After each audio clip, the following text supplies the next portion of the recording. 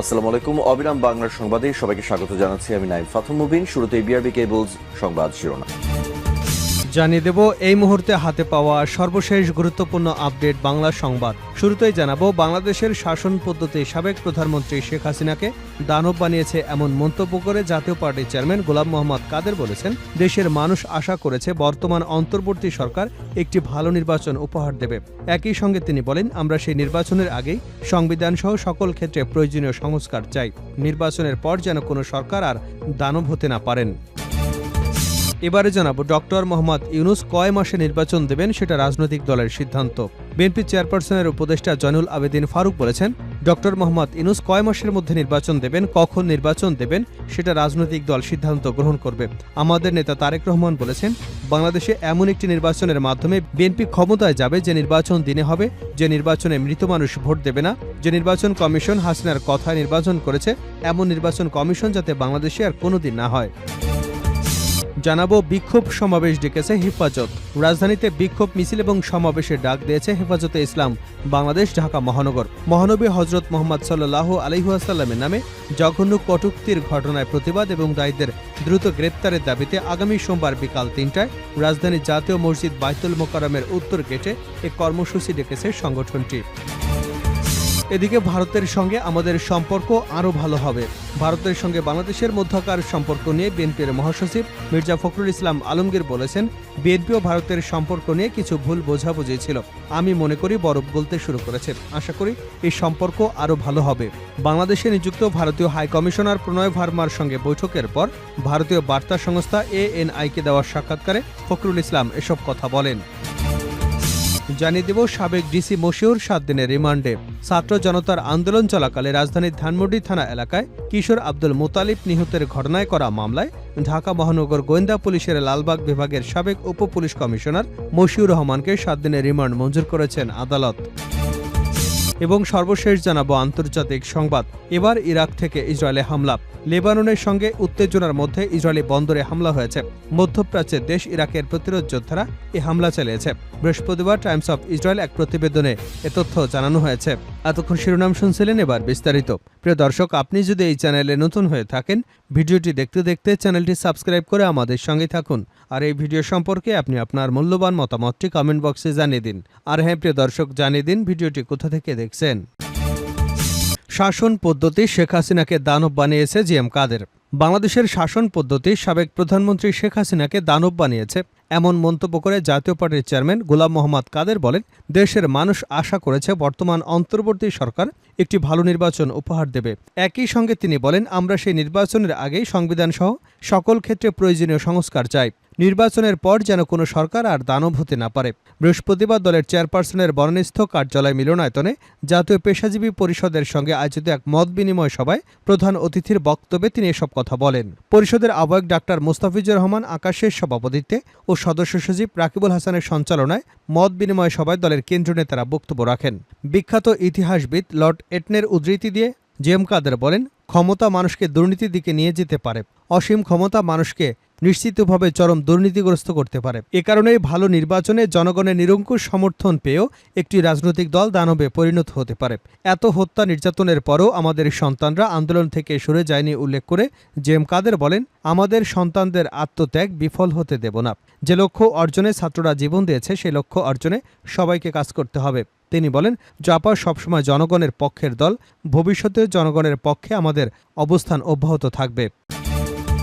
BNP chairperson উপদেষ্টা জয়নুল আবেদিন ফারুক বলেছেন, doctor Mohammad Yunus কয় মাসের মধ্যে নির্বাচন দেবেন, কখন নির্বাচন হবে সেটা রাজনৈতিক দল সিদ্ধান্ত গ্রহণ করবে। আমাদের নেতা তারেক রহমান বলেছেন, বাংলাদেশে এমন একটি নির্বাচনের মাধ্যমে বিএনপি ক্ষমতায় যাবে যে নির্বাচন দিনে হবে, যে নির্বাচনে মৃত ব্যক্তি ভোট দেবে না, যে নির্বাচন কমিশন হাসিনার কথায় নির্বাচন করেছে এমন নির্বাচন কমিশন যাতে বাংলাদেশে আর কোনোদিন না হয়। বৃহস্পতিবার প্রেস ক্লাবের সামনে আয়োজিত এক অবস্থান কর্মসূচিতে তিনি এসব কথা বলেন। গণমাধ্যমের স্বাধীনতা শেখ হাসিনা সরকার কেড়ে নিয়েছিল উল্লেখ করে জয়নুল আবেদিন ফারুক বলেন, আওয়ামী লীগ আপনাদেরকে ঠিকমতো দায়িত্ব পালন করতে দেয়নি, আপনাদেরকে গুলি করেছে, আপনাদের স্বাধীনতার উপর হস্তক্ষেপ করেছে, আপনাদের পত্রিকাগুলো বন্ধ করে দিয়েছে, আপনাদের চ্যানেলগুলোকে ডিজিএফআই দিয়ে নিয়ন্ত্রণ করেছে।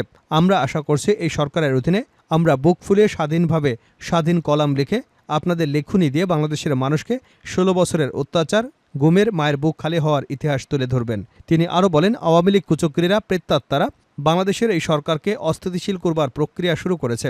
ডক্টর ইউনূস বাংলাদেশের আকাশে একটা নক্ষত্র, যিনি বাংলাদেশের মানুষকে বিশ্বের দরবারে উজ্জ্বল করে তুলেছেন। যেভাবে 1971 সালে আমরা মুক্তিযুদ্ধ করে বাংলাদেশের মানচিত্র পৃথিবীতে স্থায়ীভাবে ওঠানোর ব্যবস্থা করে দিয়েছি, সেই বাংলাদেশের স্বাধীনতাকেও সম্পূর্ণভাবে ধ্বংস করে দিয়েছে শেখ হাসিনার বাবা মুজিবুর রহমান। শেখ মুজিবুর রহমান কোথায় যুদ্ধ করেছিলেন? তার দল কোথায় যুদ্ধ করেছে? কোন সেক্টরে যুদ্ধ করেছে? আপনার লোকেরা কলকাতায় গিয়ে বসেছিল। সে লোকেরাই 16 বছর এদেশের মানুষের উপর চেপে বসে মানুষের কণ্ঠকে চিবিয়ে চিবিয়ে হত্যা করেছে। আজকে আমাদের প্রিয় নেতা ডক্টর ইউনূসের বিরুদ্ধে আবারও ষড়যন্ত্র শুরু হয়েছে। যারা মায়ের বুক খালি করেছে, আবু সাইদের রক্ত বৃথা যাবে না। আপনারা যতই ষড়যন্ত্র করেন না কেন, আপনারা বাংলাদেশের মাটিতে কোনো দিনও আওয়ামী লীগের নাম নিয়ে আসতে পারবেন না। তিনি আরও বলেন, শেখ হাসিনা মানুষের অধিকার ক্ষুণ্ণ করে ভারতে গিয়ে আঁতাত করেছে। সীমান্তে যখন আমার ভাইদের গুলি করে হত্যা করা হয়েছে, সে কথাগুলো আপনি কখনই আমাদেরকে সংসদে বলার সুযোগ দেননি। আপনি এখন দাপটের সঙ্গে হিন্দুস্থানে বসে আছেন। মোদী সরকার, আপনার বিরুদ্ধে কোনো অভিযোগ নাই, কিন্তু স্বরাষ্ট্রমন্ত্রী বাংলাদেশের বিরুদ্ধে কথা বলে। বাংলাদেশকে কোনো কথা বলা থেকে বিরত থাকুন। বাংলাদেশের মানুষ সজাগ। 2013 সালে যে চুক্তি করেছে, সেই চুক্তি অনুযায়ী শেখ হাসিনাকে বাংলাদেশে ফেরত দিতে হবে। যদি স্বাধীন দেশের প্রধানমন্ত্রী আপনি হয়ে থাকেন, বন্দি চুক্তি যদি স্বাক্ষরে থাকে, তাহলে শেখ হাসিনাকে দেশে হস্তান্তর করুন। শেখ হাসিনার বিরুদ্ধে 500-ও অধিক মামলা হয়েছে। দিল্লিতে বসে মেয়ে যুক্তি করে বাংলাদেশের ডক্টর ইউনূস সরকারকে আপনি ষড়যন্ত্র করে ফেলতে চাইছেন। বাংলাদেশের মানুষ সেটা কখনই মেনে নেবে না। বাংলাদেশের মানুষ যেভাবে আওয়ামী লীগকে ঘৃণা করে দেশ থেকে বিতাড়িত করেছে, ভারতের বিরুদ্ধেও মানুষ সজাগ রয়েছে। বিক্ষোভ সমাবেশ ডেকেছে হেফাজত। রাজধানীতে বিক্ষোভ মিছিল এবং সমাবেশের ডাক দিয়েছে হেফাজতে ইসলাম বাংলাদেশ ঢাকা মহানগর। হজরত মোহাম্মদ সাল্লাল্লাহু আলাইহি ওয়াসাল্লামের নামে জঘন্য কটূক্তি ঘটনায় প্রতিবাদ এবং দায়ীদের দ্রুত গ্রেপ্তারের দাবিতে আগামী সোমবার বিকাল 3টায় রাজধানীর জাতীয় মসজিদ বায়তুল মোকাররমের উত্তর গেটে কর্মসূচি ডেকেছে সংগঠনটি।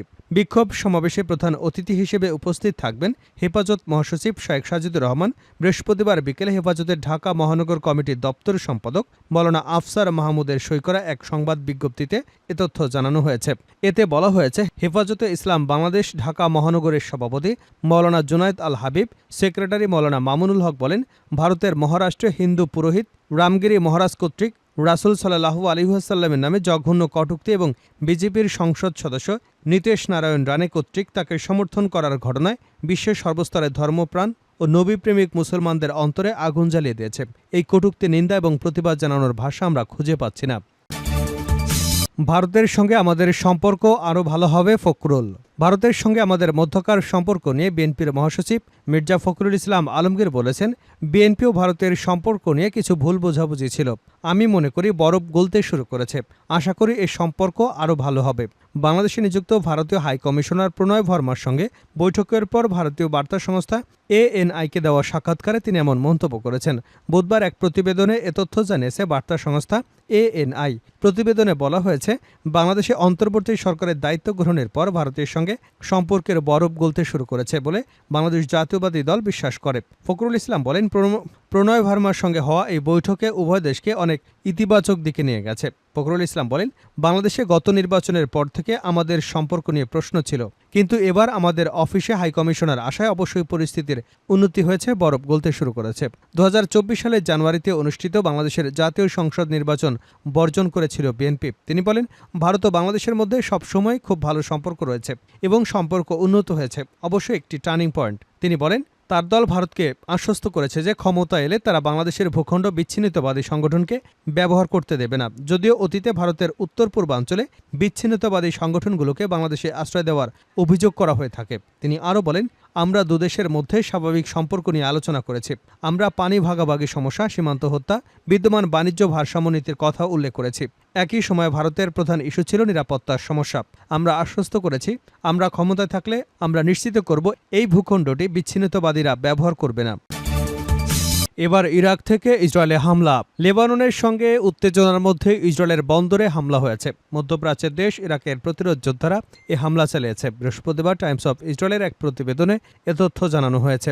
সেনাবাহিনী ও স্বাস্থ্যসেবীরা জানিয়েছেন, ইসরায়েলি বন্দর এইলাতে ড্রোন হামলা চালিয়েছে ইরাক। বুধবার এই হামলা চালিয়েছে। এতে 2 জন আহত হয়েছেন। এছাড়া দেশটির এই হামলায় বন্দরে বেশ ক্ষয়ক্ষতি হয়েছে। ইসরায়েলি প্রতিরক্ষা বাহিনী জানিয়েছে, লোহিত সাগরের উপর থেকে দ্বিতীয় আরেকটি হামলা ঠেকিয়ে দিয়েছে ইসরায়েল। ইরাকের যোদ্ধাদের এই হামলায় 2 জন আহত হয়েছে বলে জানিয়েছে মাগেন ডেভিড আমাদ অ্যাম্বুলেন্স সার্ভিস। প্রতিবেদনে বলা হয়েছে, ইরাকে ইসলামী প্রতিরোধ যোদ্ধারা এই হামলার দায় স্বীকার করেছে। তারা জানিয়েছে, ইসরায়েলি সর্বদক্ষিণের শহরের গুরুত্বপূর্ণ অবকাঠামোতে নিশানা করে ড্রোন হামলা চালিয়েছে।